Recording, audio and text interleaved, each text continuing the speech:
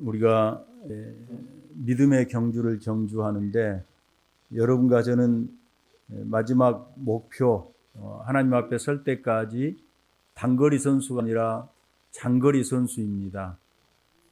그런데 신앙생활을 잘 하려면 금년도에 어떻게 해야 될 것인지 무거운 것과 얽매기 쉬운 죄를 벗어버리고 믿음의 주여 온전케 하시는 이인 예수를 바라보자. 그래서 주바라기가 되자. 일주일 동안 그렇게 사셨을 줄 믿습니다. 주님만 바라보고 주님만 바라보자. 저를 바라보는 것은 10%만 바라보시고 90%는 주님 바라보시고, 우리 권사님들은 20% 바라보시고 80% 주님 바라보시고, 저보다 훨씬 뛰어나고 훌륭하시잖아요. 그렇죠? 그렇게 해서 목사인 저도 주님 안 바라보면 참 사역하기가 힘듭니다. 저도 이제 가만히 반추를 해보면 정말 주님이 아니었으면 내가 오늘 설교자로 세원야교회 담임 목사로 이 자리에 있었을까? 제 성향상 그렇게 할 수 없었을 것 같아요. 그런데 주님만 바라보니까 어느덧 이렇게 여기까지, 여러분들도 이 자리에 있는 것도 사실은 넘어질 때도 있고 쓰러질 때도 있고 또 무거운 것도 벗지 못하고 또 죄도 있지만 그래도 여전히 주님을 바라봤기 때문에 여기에 계신 줄 믿습니다. 그런데 더 바라봅시다. 그래서 온전히 정말 주님이 내 눈에 100% 들어올 수 있도록 그렇게 바라봐야 될 줄로 믿습니다. 그리고 오늘은 이제 믿음이 중요합니다. 두 번째로는 새해에는, 올해에는 믿음의 사람이 되어야 됩니다. 오늘 말씀 우리 사실 너무나도 잘 알고 있지요. 그런데 오늘 아직까지 오늘 제목이 믿음이 없었느냐, 이렇게 어찌 믿음이 없었느냐 주님께서 이렇게 말씀하시는데, 본문에 가면 아직까지 믿음이 없느냐 이렇게 책망하시는데, 오늘 이 주님의 책망을 우리가 다시 한번 듣고 정말 금년 한 해도 믿음을 따라 살 수 있기를 원합니다. 사실 믿음이 없이는 누구를 기쁘시게 할 수 없다고요? 하나님을 기쁘시게 할 수 없습니다. 우리가 사실 모든 일을 할 때에 믿음이 토대가 되고 믿음이 기초가 되지 않으면 우리 신앙생활 하는 것이 너무 힘들고, 그리고 인생의 위기를 만났을 때 이겨낼 수 없다는 것입니다. 오늘 말씀은 우리가 잘 아는 대로 예수님께서 이제 하나님 나라의 복음에 대해서 비유로 말씀하시고, 그리고 이제 건너편으로 가기 위해서 제자들과 함께 배에 오르셨습니다. 그것이 어디냐면 이스라엘 백성들이, 바다라고 말하는 이스라엘 백성들이 갈릴리 호수가 커서 바다가 아니라 이스라엘 백성들은 통상적으로 호수도 그냥 바다라고 간용적으로 이렇게 불렀습니다. 그래서 우리가 잘 아는 대로 갈릴리 바다로 이렇게 가는데, 갈릴리는 사실 엄청나게 큰 호수이지요. 헬몬산에서부터 내려오는 그 요단강을 거쳐서 물이 모여오는 그 갈릴리는 이 폭이 18m가 되고 18km가 되고, 그러니까 엄청 크죠. 익산 정말 시내보다도 더 크지요. 그 정도 되나? 18km 되고, 가장 짧은 폭이 한 18km 정도 되고, 그 다음에 이렇게 길이가 24km나 됩니다. 그런데 이 갈릴리 호수의 특징은 뭐냐면 굉장히 이스라엘 땅이 해발이 낮은데 해발 220m 아래가 있습니다. 그래서 위에는 이렇게 고원으로, 골란 고원이라든지 이렇게 해서, 우리나라는 무슨 고원이 있지요? 유일하게 북한에 게마 고원이 있지요. 그렇게 평평하게 고원이 형성되어 있습니다. 그러니까 이제 따뜻한 바람이 이렇게 있다가 북에서 찬바람이 오면 갑자기 해오리가 치는 겁니다. 그러니까 예측할 수가 없는 거예요. 우리는 이제 기상예보를 통해서 태풍이 지금 제주도 앞바다를 지나고 있습니다. 남해안까지 왔습니다. 늘 속보를 듣고 살지만, 그때는 뭐 기상학도 발달되지 않고, 그래서 잔잔하다가도 순식간에 그냥 아주 돌변해서 큰 바람이 일어나고 있는데, 오늘 본문 말씀에 보니까 광풍이라고 그랬습니다. 광풍이라는 말은 미칠 강자 바람풍자죠. 미친 바람이다 이렇게 번역했는데, 실제로 언어 성경에도 보니까 이 해오리 바람, 그러니까 바람이 그냥 쫙 이렇게 부는 것이 아니라 완전히 소용돌이 치는 메가, 우리가 메가톤급 그러잖아요.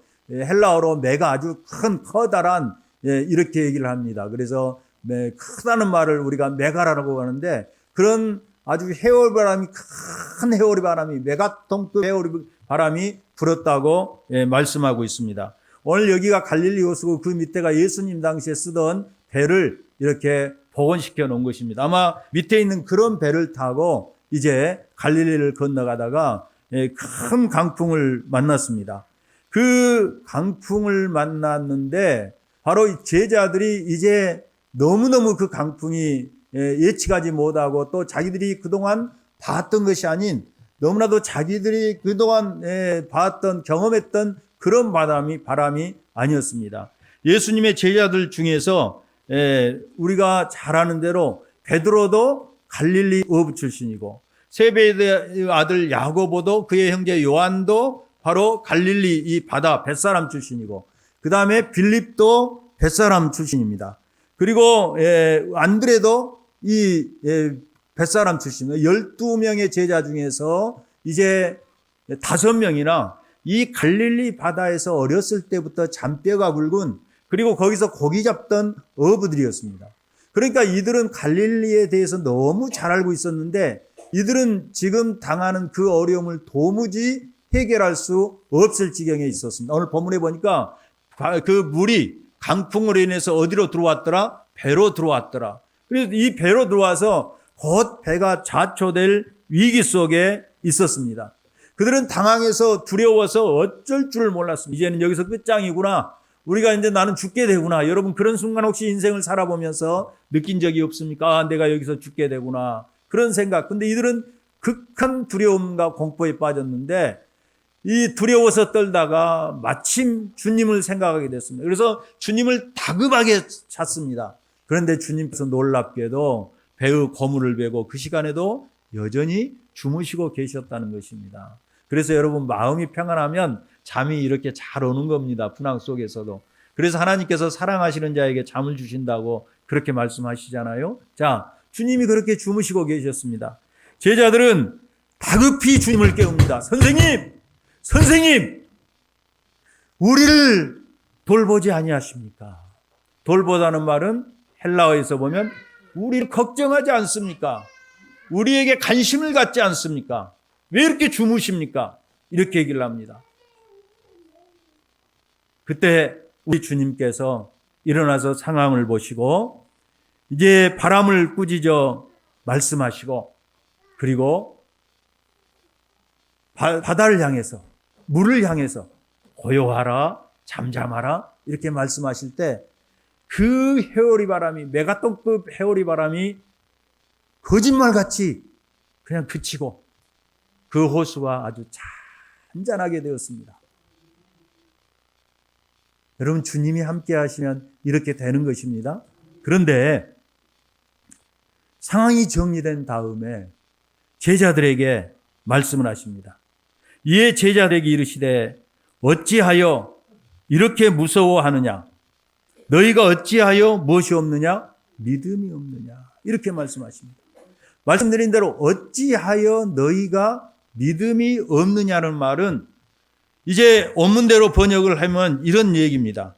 아직까지 믿음이 없느냐. 영어 성경에는 Do you have, still have no faith라고 말씀하고 있습니다. still, 아직까지 지금껏 왜 너희가 믿음이 없느냐는 것입니다.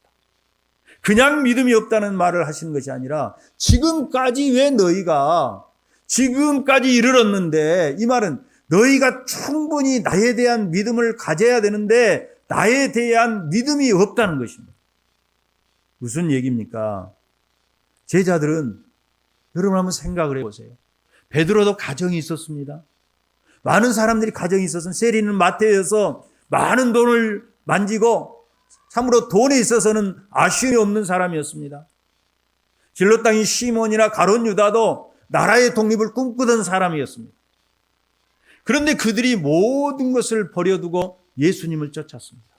여러분 한번 생각을 해보세요. 제가 직접 여러분에게 집사님 돈 다 팔아가지고 우리 건축원금 있는데 이거 다 메꾸십시오. 이러면 어떻게 될까요? 우리 목사님 미쳤어. 내가 목사님과 함께는 더 이상 못하겠어. 분명히 이렇게 하실 겁니다. 여러분 안 하시리라고 믿습니다. 아멘 하신 분들가 오늘 그렇게 얘기를 합니다. 어려운 일이죠. 내 논을 팔고 집을 팔고 내 재산을 처분하고 내 적금을 깨서 하나님 앞에 드린다는 거, 그렇게 여러분들 다 그런 가정지기까지 거쳐와서 지금 여기에 계신 줄 믿습니다. 그렇게 다 해오셨어요. 그래서 저는 여러분들을 보면 뜨거운 마음이 생겨요. 그런데 자기 처자도 버리고 자기 생계도 버리고 자기가 어부 일을 그만두면, 세리마태의 일을 그만두면, 그리고 토색한 것을 4배나 갚으면, 가난한 자에게 나누어주면 자기 남은 가족들은 어떻게 삽니까? 나는 항상 그래요. 나는 어떻게 되든 상관이 없지만 내 아내와 내 자식과 그 다음에 나에게 딸린 식솔들은 어떻게 되느냐. 우리가 항상 그 고민이지 않습니까? 그런데 제자들은 모두 버리고 누구를 따랐어요? 주님을 따랐습니다. 대단한 믿음이죠. 자기들이 가지고 있는 세상의 모든 것보다도 주님이 더 고귀하고 가치 있다고 생각을 했죠. 그런데 그런 제자들인데 아직까지 믿음이 없다는 것입니다. 사실은 주님은 제자들을 데리고 다니면서 하나님 나라에 대해서 수없이 가르치고, 방금 전에도 하나님 나라가 어떻게 임했는가에 대해서 비유를 통해서 말씀을 하셨습니다. 주님께서 많은 병자들 기머리를 고쳐주시고, 벙어리를 고쳐주시고, 소경된 자들의 눈을 뜨게 하시고, 혈류증 걸린 여인을 고쳐주시고, 마른 참으로 뇌졸증으로 전신을 못 쓰는 그런 자들을 고쳐주시고, 많은 병자들을 고쳐주셨습니다. 하나님 나라의 비유에 대해서 말씀하시고 병자들을 고쳐주심으로 나는 치료하신 하나님, 타락으로 말미암아 부조리와 부패와 질병이 들어왔는데 이 병자들을 치료해 주심으로 나는 치료하는 하나님이야. 이걸 제자들에게 말씀해 주셨습니다. 그런데 제자들은 그것을 깨닫지 못한 것입니다. 안식일 날 병자를 고쳐주시면서 주님께서 뭐라고 말씀하십니까? 나는 안식일에 무엇이라고 말씀하셨어요? 주인이라고 말씀하셨어요. 안식일의 주인은 누구이십니까? 하나님이시지 않습니까? 그리고 중풍병자를 고쳐주실 때에 바로 내 제사인자야 내 제사함을 받았느니라 이렇게 말씀하십니다. 바리새인들, 율법사들이 깜짝 놀랐습니다. 왜? 제사하는 권세는 누구에게만 있습니까? 그들은 하나님에게만 있다고 생각을 했습니다. 그런데 우리 주님께서 제자들 앞에서, 많은 사람들 앞에서 중풍병자를 고쳐주시면서 네 병이 나았다고 말씀하시 아니하시고 내 제사함을 받았다 이렇게 말씀하심으로 주님이 누구시라는 거예요? 제사함의 권세를 가지신 하나님이시다. 이걸 말씀해 주신 거예요. 그러면 제자들이 이를 깨달았어야 되는데 제자들은 다급해지니까 선생님, 랍비여, 왜 우리를 돌보시지 않고 걱정해 주시지 않습니까? 누구라고 불렀다고요? 선생님이라고 불렀습니다. 주님이라고 부르지 않았어요. 사도 바울은요, 다메섹 도상에서 부활하신 주님을 만나고 주여 누구십니까? 에고 에이미 예수. 에고 에이미란 말은 나는 나다, 예수다. 이 말은 나는 여호와다, 나는 스스로 있는 자다. 출애굽기 3장 14절의 말씀입니다. 거기에서 바로 부활하신 주님이 하나님이심을 고백하고 있습니다. 그런데 제자들은 주님과 함께 동거동락하고 주님의 이적과 기사를 보고 주님의 말씀을 들으면서도 주님이 주시라고 하나님이시라는 것을 알지 못해서 우리 주님은 어찌하여 아직까지 너희가 믿음이 없느냐고 말씀하시는 것입니다. 두 번째는 아직까지 믿음이 없느냐는 무슨 말입니까? 주님과 함께 하시잖아요. 주님이 그들과 함께 하셨고, 주님이 그들의 보호자가 되셨고, 주님이 그들을 보살펴 주시고, 그 어려움 가운데서도 주님이 그들을 이끌어 오셨지 않습니까? 그런데 그들은 주님을 모시고 있으면서, 주님과 한 배 안에 있으면서 두려움에 떨었다는 겁니다. 극한 공포 속에 빠져서 선생님, 우리가 죽게 된 것을 왜 돌보지 않으십니까? 이렇게 했던 것입니다. 주님이 말씀하시는 것은 다른 것이 아닙니다. 주님과 함께하면 두려움이 없어져야 한다는 겁니다. 어떤 환경이 와도, 어떤 강풍이 몰아친다고 할지라도 두려워하지 아니하고 주님 곁에 붙어 있고 주님을 의지하고 의존하며 되는 것, 의존하면 되는 것입니다. 타락한 인간은 본시적으로부터 두려움이 참으로 가장 큰 인간의 질병이 되게 되었습니다. 하나님처럼 되려고 선악과를 따먹음으로 말미암아서 사단에게 속아서 하나님이 될 줄 알았는데 따먹는 순간에 그들은 공포 속에 빠졌습니다. 패닉에 빠졌습니다. 그래서 어디 뒤에 숨었어요? 내가 하나님이 두려워서 나무 뒤에 숨었습니다. 우리는 두려움을 안고 살잖아요. 우리가 정말 사소한 것 두려워하지 않을 것도 너무 두려워하잖아요. 일어나지 않는 것 붙잡고 두려워하고 염려하고 걱정하고 누가 나에게 이렇게 됐는데 그 사람이 나를 싫어하는가, 나를 미워하는가, 나에게 감정이 있는가, 그래서 속상해하고 두려워하고 걱정하고 염려하잖아요. 어쩌면 우리 인생이 내가 태어나서 내 의식을 가지는 순간부터 무덤 속에 들어가는 순간까지 두려움을 안고 사는 존재인 것 같아요. 어떤 일을 놔두고 두려움에 사로잡혀서 걱정하고 염려하는 것. 그런데 우리가 본시적으로 두려움 가운데 빠지는 존재이지만 또 우리 환경이 두려움을 주는 것들이 얼마나 많은지 알 수가 없습니다. 내가 예상한 대로, 내가 원하는 대로, 내가 바라는 대로 내 인생을 살았으면 얼마나 좋겠습니까? 여러분, 제가 지금까지 여러분도 동일하게 느꼈을 겁니다.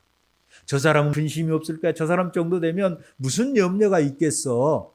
이렇게 생각하는데 깊이 교제하고 자기 속마음을 털어놓은 거 보면 사람은 누구나 다 염려와 걱정과 근심 가운데 있구나 하는 것을 알게 됩니다. 그게 저의 모습이고 또 여러분의 모습이기도 합니다.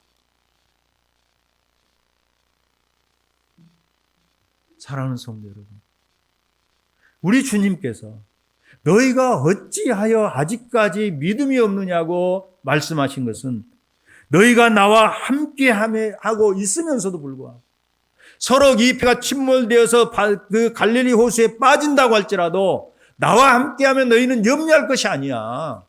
이런 말씀인 거예요. 그래서 아직 어찌하여 믿음이 없는가라고 말씀하고 계시는 것입니다. 오늘 이 말씀을 통해서 믿음이라는 것은 무엇입니까?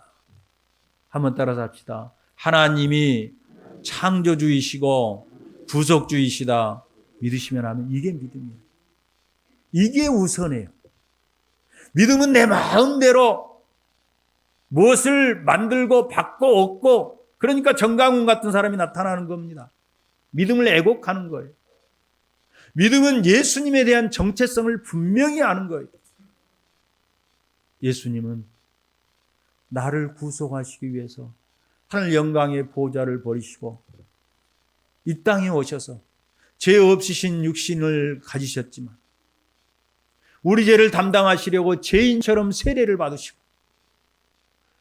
우리와 등치시켜서 죄 없으신 몸을 십자가에서 자신의 몸을 희생제물로 속죄의 제물로 피 뿌려서 내어주심으로 우리를 구속하신 구속주 하나님이십니다. 그래서 성부 하나님께서 자기 아들을 아끼지 않고 주신 그 하나님이 어찌하여 아들과 함께 너희에게 좋은 것으로 주시지 아니하시겠느냐 이렇게 말씀하고 계시는 거예요. 하나님은 자신의 모든 것을 다 우리를 위해서 내어주신 구속주 하나님이십니다. 뿐만 아니라 창조주신 세상을 창조하셨어요. 여러분, 그 불덩어리로 이루어진 태양이 오늘도 여전히 변함없이 그 자리에 서 있고 이 지구가 엄청난 속도로 돌고 있지만 여러분 현기증 납니까? 지금 지구가 돌고 있다는 거 느끼고 계십니까? 모르잖아요. 돌면서 태양둘레를 돌고 있습니다.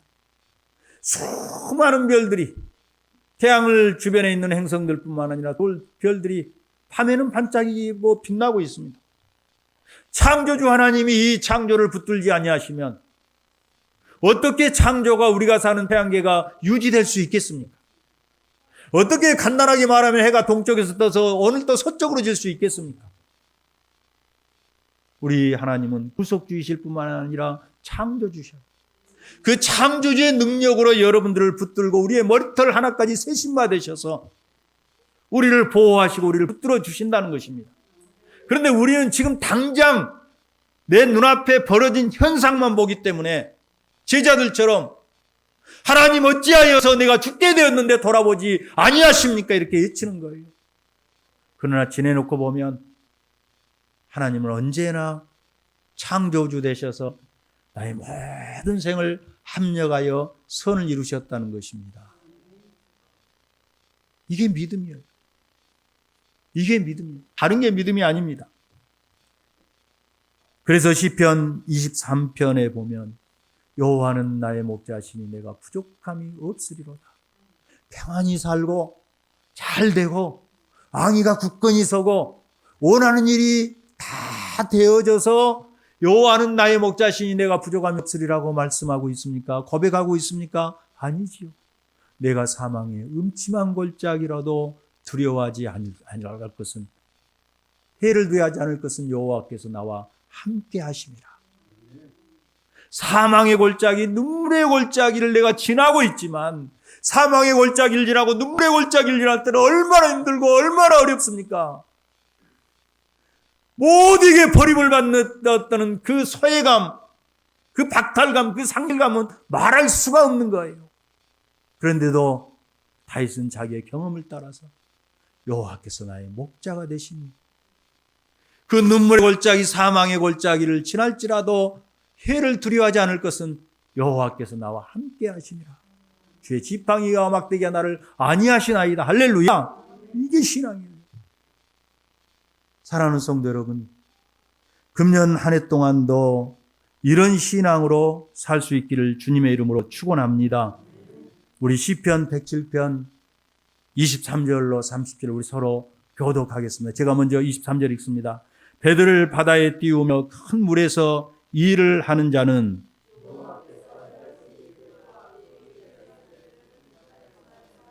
여호와께서 명령하신즉 강풍이 일어나 바다 물결을 일으키는도다.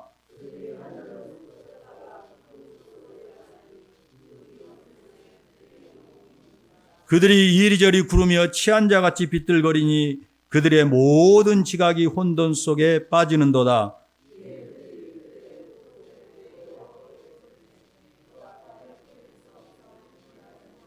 강풍을 고요하게 하사 물결도 잔잔하게 하시는도다. 그들이 평온함으로 말미암아 기뻐하는 중에 여호와께서 그들이 말하는 항구로 인도하시는도다. 할렐루야. 나 두려움 없네, 두려움 없도다. 주 예수님 늘 깨어 계시도다. 이 흉흉한 바다를 다 지나면 저 소망의 나라에 이르리라. 할렐루야. 이게 믿음이에요. 사랑하는 여러분, 금년 한 해 여러분과 제가 지난주에 주셨던 말씀처럼 예수님만 바라보는 주바라기가 될 수 있기를 주님의 이름으로 축원합니다. 이게 신앙의 성공이에요. 이렇게 살 때 주님 앞에 섰을 때 칭찬과 영광과 존귀를 받게 될 줄 믿습니다. 오늘 주신 말씀처럼 우리 하나님은 나의 구속주이시고 나의 창조주이시기 때문에 시편 107편 오늘 주신 말씀처럼 그들이 고통 때문에 여호와께 부르짖음에 그들의 고통을 들으시고 인도하여 내셔서 강풍을 고요하게 하시고 잔잔하게 하시고 그들이 평온함으로 말미암아 기뻐하는 중에 여호와께서 그들이 바라는 항구로 인도하시는도다. 이 하나님의 인도하심을 체험하고 사는 이것이 여러분에게 일상이 되는 귀한 한 해가 될 수 있기를 주님의 이름으로 축원합니다. 축원합니다.